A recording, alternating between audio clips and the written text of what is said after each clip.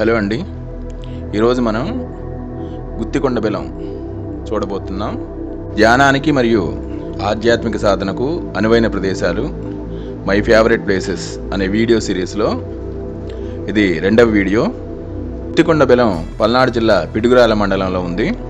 మేదరమెట్ల, అద్దంకి, నార్కెట్పల్లి వెళ్ళే రోడ్లో నకిరికల్లు దాటిన తర్వాత గుండ్లపల్లి అనే ఊరు వస్తుంది.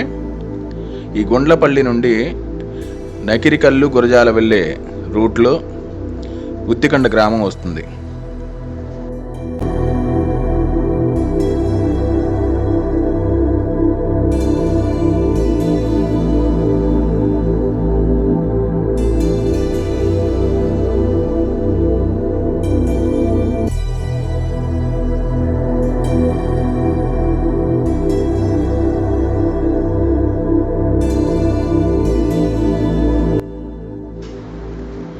గుత్తికొండ గ్రామం వద్ద గుత్తికొండ బెలానికి వెళ్ళే రోడ్డుకి ఆరంభంలో ఒక ఆర్చి కూడా కట్టారు. ఈ ఆర్చి నుండి దక్షిణం వైపు వెళ్ళే మట్టి రోడ్డు ఒకటి వస్తుంది. ఇక్కడ నుండి అంతా రిజర్వ్ ఫారెస్టే. ఈ రోడ్డులో 5 కిలోమీటర్లు ప్రయాణించాక గుత్తికొండ బెలం వస్తుంది.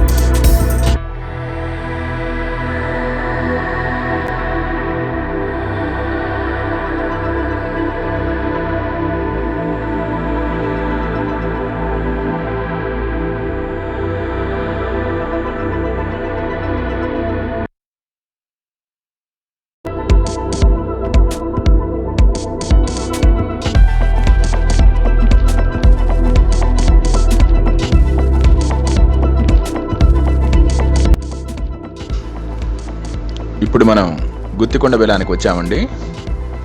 ఇక్కడి స్థల పురాణ విషయానికి వస్తే, ద్వాపరయుగంలో ముచికుంద మహర్షి ఇక్కడ తపస్సు చేశాడని పురాణాల ద్వారా తెలుస్తుంది. ముచికుందుడు ఇక్ష్వాకు వంశానికి చెందిన రాజు. ఆయన ఒకసారి దేవతలకి రాక్షసులకి మధ్య జరిగే యుద్ధంలో దేవతలకు సహాయం చేసినందుకు గాను సంతోషించినటువంటి దేవతల రాజైన ఇంద్రుడు ముచికుందుడికి వరం కోరుకోమని అడిగాడట. అప్పుడు ముచికుందుడు తాను యుద్ధంలో బాగా అలసిపోయానని, తనకి కాలానికి అతీతంగా చాలా కాలం పాటు నిద్రపోవాలని ఉందని ఇంద్రుడితో అంటాడు. వెంటనే ఇంద్రుడు ముచికుందునికి ఈ బెలాన్ని చూపించి, ఇక్కడ తను హాయిగా ఎన్ని యుగాలైనా నిద్రపోవచ్చని, ఇక్కడికి వచ్చి నిన్ను ఎవరు నీ నిద్రకు ఆటంకం కలగనివ్వరని, ఒకవేళ ఎవరైనా నీ నిద్రకు ఆటంకం కలిగిస్తే నువ్వు కళ్ళు తెరిచిన వెంటనే ఆ కళ్ళ నుండి వచ్చే మంటలలో వారు దగ్ధమైపోతారని వరమిచ్చాడట. ఇంద్రుని వద్ద వరం పొందిన ముచికుందుడు సత్యయుగం నుండి ద్వాపరయుగం వరకు, అంటే 3 యుగాల పాటు ఇక్కడే నిద్రించాడట. ద్వాపరయుగంలో కాలయవనుడు అనే రాక్షసుడు కృష్ణుడికి వ్యతిరేకంగా యుద్ధం చేయదలిచి బ్రహ్మ వద్ద నుండి యాదవుల చేతిలో, ముఖ్యంగా శ్రీకృష్ణుడి చేతిలో మరణం లేకుండా వరాన్ని పొందినవాడై 3 కోట్ల మంది మ్లేచ్ఛ సైన్యంతో ద్వారక మీదకి దండెత్తాడట. అప్పుడే జరాసంధుణ్ణి హతమార్చి ద్వారకకు వచ్చిన శ్రీకృష్ణుడు కాలయవనుడి దండయాత్ర గురించి, అలాగే బ్రహ్మ అతనికి ఇచ్చిన వరం గురించి తెలుసుకుని ద్వారకను బలరాముడికి అప్పగించి కాలయవనుడికి కనిపించి తన వెంటపడేలా చేసుకున్నాడట. అలా తన వెంటపడిన కాలయవనుడిని ఈ బెలం వద్దకు తీసుకుని వచ్చిన శ్రీకృష్ణుడు బెలంలో ముచికుందుడి నిద్రించే బండరాయి పక్కన దాక్కోగా, కాలయవనుడు శ్రీకృష్ణుడిని పట్టుకునే యత్నంలో తన కాలు ముచికుందునికి తగిలి ఆయనకు నిద్రాభంగం అయిందట. అంతట ముచికుందుడు కళ్ళు తెరచి ఎదురుగా ఉన్న కాలయవనుడిని చూడగా, కాలయవనుడు ముచికుందుని కళ్ళ నుండి వచ్చే అగ్నిధారల దాటికి కాలి బూడిదైపోయాడట. అంతట జరిగిన విషయం తెలుసుకున్న ముచికుందునికి శ్రీకృష్ణ పరమాత్మ తన నిజరూపమైన శ్రీ మహావిష్ణువుగా దర్శనమివ్వగా తరించినటువంటి ముచుకుందుడు వేల సంవత్సరాల పాటు ఈ బిలంలోనే తపస్సు చేసి మోక్షాన్ని పొందాడని భాగవతం తెలియజేస్తుంది.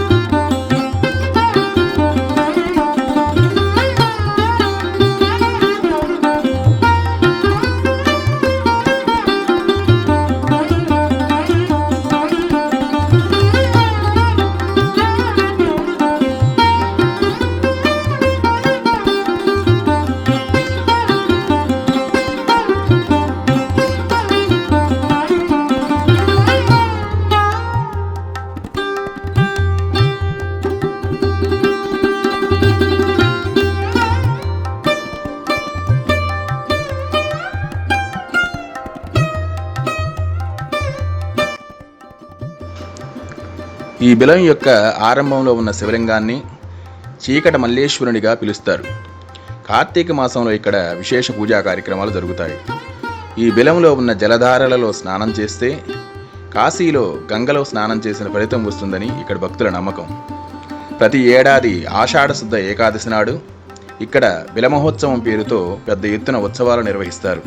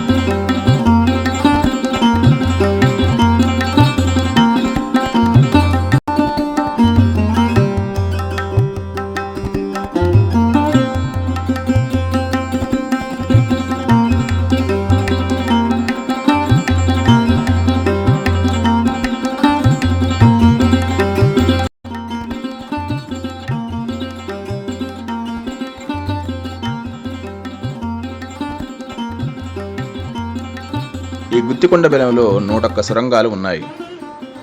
ఈ సొరంగాలని బిలాలు అంటారు. వీటిలో కృష్ణబిలం, బ్రహ్మనాయుడు బిలం, రేణుకా బిలం ముఖ్యమైనవి. ప్రతి సొరంగం ఆఖరున ఒక జలధార ఉంటుంది. ఈ జలధారలను దాటుకుని ఈ సొరంగాలలో ప్రయాణం చేసి ఈ బిలాలను అమరావతి, శ్రీశైలం, చేజర్ల, అహోబిలం, తిరుమల మొదలైన పుణ్యక్షేత్రాలకు సొరంగ మార్గాలుగా మహర్షులు వినియోగించినట్లుగా చెబుతారు.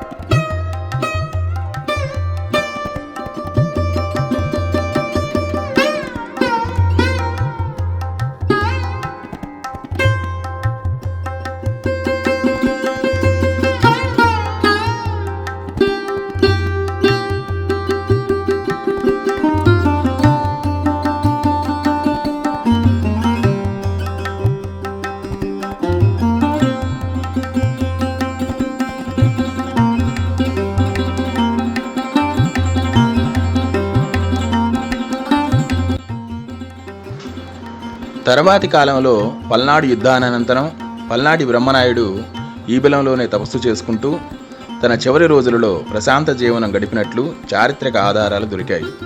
అంతేకాక పల్నాటి బ్రహ్మనాయుడు ఉపయోగించిన ఖడ్గాన్ని కూడా ఈ బిలంలోనే భారత పురాతత్వ శాస్త్రవేత్తలు కనుగొనడం జరిగింది. ఈ ఖడ్గాన్ని ప్రస్తుతం హైదరాబాదు పురావస్తుశాలలో భద్రపరిచారు.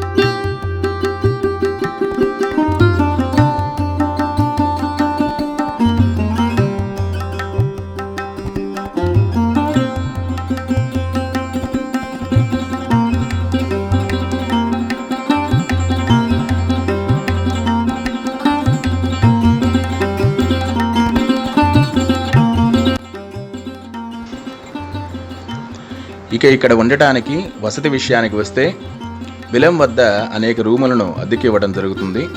వీటి అద్దె 300 నుండి 500 రూపాయల వరకు ఉంటుంది. అంతేకాకుండా ఇక్కడ ఉన్న శ్రీ రాజరాజేశ్వరి అన్నదాన సత్రంలో నిత్యాన్నదాన కార్యక్రమంలో భాగంగా ఉచితంగా ఉదయం అల్పాహారం, మధ్యాహ్న భోజనం, సాయంత్రం భోజనం పెడతారు. ఈ అన్నదాన సత్రానికి వెనుక వైపు శ్రీ రాజరాజేశ్వరి నిత్యాన్నదాన సత్రం పేరుతో మరొక బిల్డింగ్ ఉంటుంది. నేను ఇక్కడికి వచ్చిన ప్రతిసారి ఈ సత్రంలోనే ఉంటాను. ఈ సత్రంలో రూమ్స్ చాలా నీట్గా మరియు క్లాసీగా ఉంటాయి. ఇక్కడ నాన్ ఏసీ రూమ్కి 500 రూపాయలు, ఏసీ రూమ్కి 1000 రూపాయలు ఛార్జ్ చేస్తారు. రూమ్ ఛార్జెస్లో భాగంగానే రోజు ఉదయం అల్పాహారం, మధ్యాహ్నం, సాయంత్రం భోజనం ఏర్పాటు చేస్తారు. బయట వాళ్ళు ఎవరైనా వచ్చినా కూడా వాళ్ళకు కూడా లేదనకుండా అన్నదానం చేస్తారు. నేను ఇక్కడికి వచ్చిన ప్రతిసారి 2-3 రోజుల పాటు ఈ సత్రంలోనే ఉంటాను.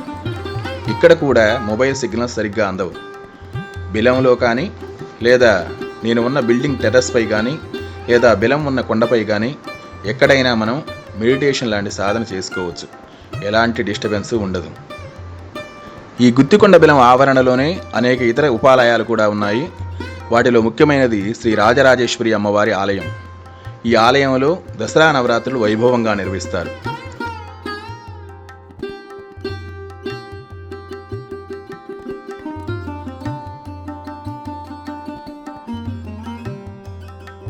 ఇతర ఉపాలయాల్లో ముఖ్యమైనవి శ్రీ ఆంజనేయ స్వామి వారి ఆలయం మరియు ఈ మధ్య నూతనంగా నిర్మించిన ముచికుంద మహాముని ఆలయం మరియు కోలా పేరమాంబ గారి సమాధి మందిరం ఉన్నాయి.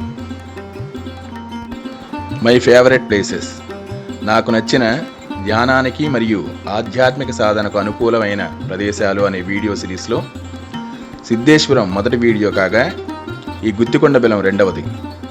మూడవ వీడియో భైరవకోన గురించి చేస్తాను. ఆఖరిదైన 4వ వీడియోలో లోక విఖ్యాతిగాంచిన అరుణాచల ఆలయం, అరుణాచల గిరి ప్రదక్షిణ, రమణాశ్రమం చూపిస్తాను. అరుణాచలం వీడియోలో గిరి ప్రదక్షిణ సమయంలో మీ అందరికీ ఒక సర్ప్రైజ్ ఉంది. సాక్షాత్తు ఆ అరుణగిరిపై కొలువున్న అరుణాచలేశ్వరుడిని మీరు చూస్తారు. ఆ పరమేశ్వరుడి దర్శన భాగ్యం కోసం కొన్ని రోజులు మీరు ఎదురు చూడవలసిందే. మీకు గనుక నా వీడియోలు నచ్చినట్లయితే ఇలాంటి మరిన్ని వీడియోల కోసం నా ఛానల్ని సబ్స్క్రైబ్ చేసుకోండి. సర్వే జనా సుఖినో భవంతు. ఓం నమః శివాయ.